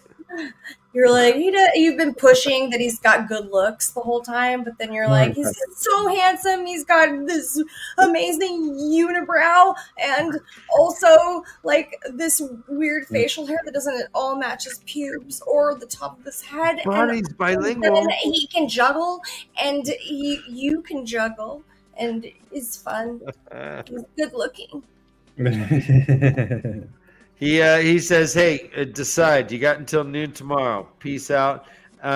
He lets go of the power, and here's what happens. It says, quote, reluctantly he let go of the power, forcing himself not to hang on like a man clutching salvation with his fingernails as life and filth drained from him together. For an instant he saw double. The world seemed to tilt dizzily. There was a recent problem, and this was a recent problem, and he worried it might be part of the sickness that killed men who channeled, but the dizziness never lasted more than moments. Mm-hmm. So it's apparently he's having an issue here, which And he says something about colors on the sides of his vision that were more than just colors. Colors were washed out, the skies smaller compared to what they had been before. He wanted desperately to seize the source again and wring the one power out of it. Always it was so when the power left him, which was, I highlighted that because As a drinking responsibility? No, as a power left him. Fascinating. No, wring the one power out of him. Oh, ring the one. Yeah, yes. Yeah, and that's a good point, Kay, because he mentions how without the one power in him, life seems dull, is what he calls it. Everything is dull. The color's muted. Shit just does. It's not as fun. I mean, it's more fun when you're just holding the power. Exactly. And he says, no sooner had Sidene gone through than rage bubbled in its place. So he's like, just white hot rage fills the space in him where, I mean, that's what I'm imagining, right? Like where that power was, and he just has like nothing else but anger. It's like, it almost seems like I don't know, like a drug addict, you know, like where like they have this emptiness, and so they fill it with like something that helps, and then it's gone, and so they have no they're just angry all the time because there's nothing else to like fill that. So it just is very much like, it's always felt that way to me, honestly, like this addiction type of brain is activated when they're using the one power. So I thought that was also fascinating, that it's rage bubbled in its place. Anyway. Yeah. Yeah, that's a great. I like that. I like that a lot. Yeah, I do too. There's a lot of references to him being hard. Like the chapter ends with "He is steel, he was steel." He's also Lord of the Morning, which, you know. With a U? No, with a boner. Land was Lord of the Morning at the end of episode 5. So it seems like he's gotten angry since he became King of Ilion. Is it that weird crowdy, I swear? Maybe. Or did Cad's do something to him? Okay, and I want to go back to Agenor, or to what's her name? Gregorin? Oh, Gregorin. Agenor is someone totally different. Okay. So it's really just a rearrangement of the exact same letters, Josh. Right, like, yeah. Right. It's an anagram. Scrabble. Totally You get need the same tiles. I totally get that. Yeah. 100 points to you. You know, I have a CD of Gregorian chant over like hip hop. Solid sheets of fury that wrapped tight around the void. Ooh. That sounds like an emotional fuck more than anything. But it was Hopwell, wrapped tight around the Hopwell void. who burned the bodies. Okay, I'm sorry. I thought Gregorin burned the bodies. Okay. No, that was Evan Hopwell. All right, speaking of body count, have you subscribed lately? What's your body count? Speaking of body count. That's a transition. You subscribed Have you? Yes. lately? Because we're coming for you. Don't make me come in there. We'll pop right through. You don't want puppets popping through your screen in the middle of the night. Just Hey, hand check. What are you doing down there? What are you doing down there? I do like how he recognizes that Samael put the Shido, like peppered the Shido throughout the land. So even though he doesn't know that what happened with what we read about with Savannah at the beginning of this set of chapters, he intuits it, which I thought was cool. Yeah.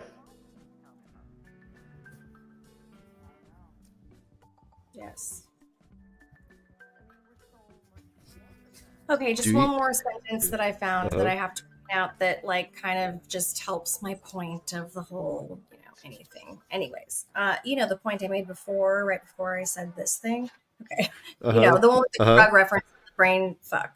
Anyway, clutching salvation with his finger. Okay, wait. Let me start from the beginning. Reluctantly, he let go of the power, forced himself not to hang on, like a man clutching salvation with his fingernails, as life and filth drained from him together. Yeah. That's great. Sounds like he shot up heroin or something. Big line of something. No, total train spotting. Life and filth. Total Yeah. train spotting moment. Exactly. Life and filth. Train spotting is galore. Running through my brain. Anyway. Dan, do you even subscribe, bro?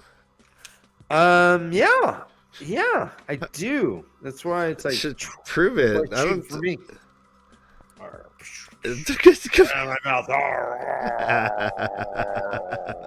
All right. I didn't get it, but I was aiming. So Rand it ends with him being again fire and ice and death was coming, But he was steel. He was steel.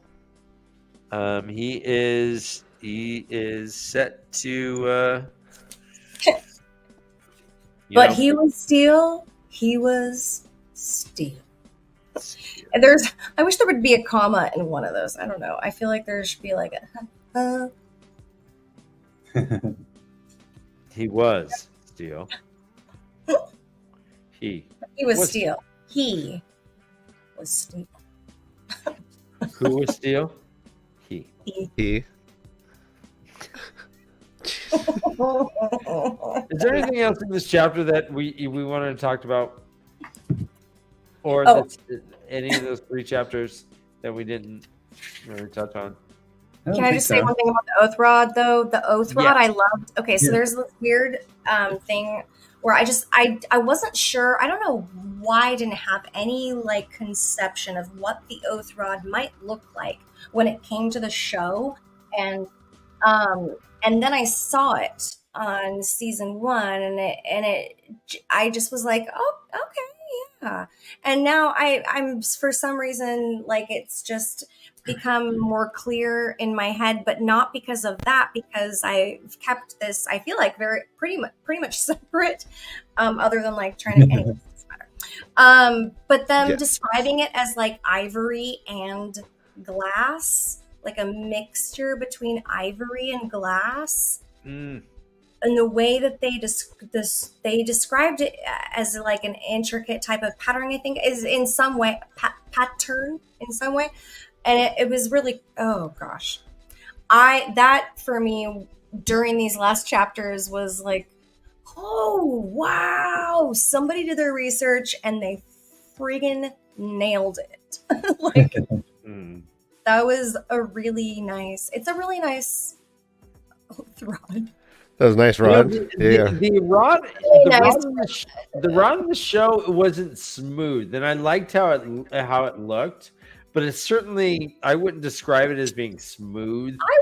I would think that it still feels smooth, even though it's got like the all the pieces. Oh no, hand gestures taken out of it. But then you said that, and so it snaps you right out of it. So now everything would be very intense. Great job, dummy. Yeah, ruined it. Wow. No, but it does feel very. It does seem like it feels very smooth, despite all of the the like little windowy things that are going through all the little pieces. Crevasses.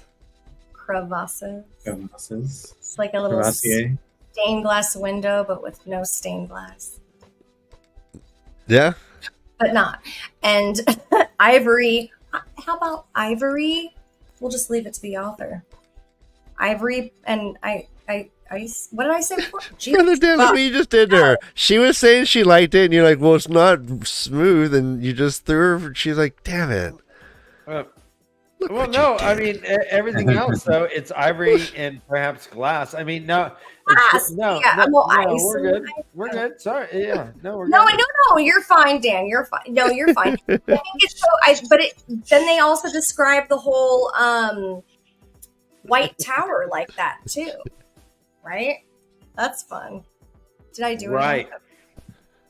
Right. The bridges all kind of like gleam. They're all, but there's also like, that's that like that Ogier.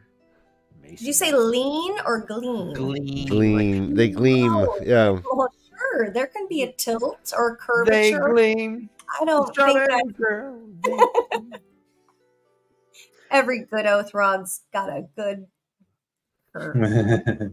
I just evolved into a Susie and the Banshee song. Guys, it was just as Robot Avenger says, it's pattern for her pleasure. Yeah, exactly. Hey, maybe that's why I'm attracted to it. All right, we are next. We are so I won't be here next week, guys. Do you guys? Do you want to carry on? I mean, I'll go. Ryan, a vigorous no. We can definitely still do it, but if we want to like do you want to do like maybe like a chunk of chapters so that it's all like one big conversation of chapters? Look, you know what, Dan? You look like you're in the Blair Witch Project for some reason right now. Like I feel like you're gonna. I'm so sorry. Your shadow above Where's your the corner? eyebrows, double eyebrows happening. It's like. Here's what we're gonna do for the next show we do, whether it is this coming Tuesday or the next one. We will plan to do chapters 14 through 19, ending at 20. So Love it. that is 257 to 339. So good 78 pages or 82 pages. Do you Something have like my that. book, Dan, or do you have? Yeah, I have your book. Okay. So I So know 14 and at 19. Good. Yeah, we're gonna wrap it up. I'm gonna be Sounds out good. of the country. I'm going to when I come back, I'm gonna have a nice tan, guys. Where are you going? I'm going to Mexico. Mexico. Where in Mexico? Well, don't We're going to Cancun. We're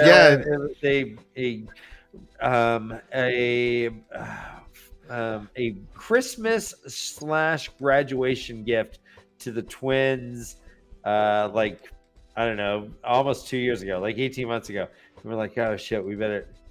No, almost 2 years. I mean, it's October. Yeah. So we're like, oh, we should. We got to do this. So Nice. we're doing it. You're gonna import. Yeah. Smuggle some of that water back then. So there's 4 of them staying in one room. Grace and I have our own room. Nice. Bow, chicka, bow wow. Wait, where's Yeah. Aaron? Where's Yeah. Aaron from the phone call, Dan? Where's what? Remember the phone call with Aaron? All right, everyone. Till I next remember. week. Read Bye, guys. and fuck off.